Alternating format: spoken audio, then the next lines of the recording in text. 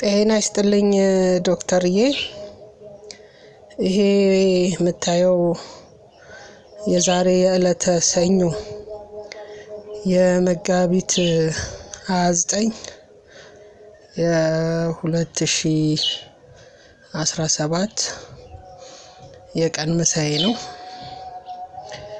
ዶክተርዬ እንደምታየው ነው። የእውነት በጣም አመሰግናለሁ። ለውጥ አለኝ። እንደዚህ መመገብ ከጀመርኩኝ ጀምሮ ክብደቴም እየቀነስኩ ነው።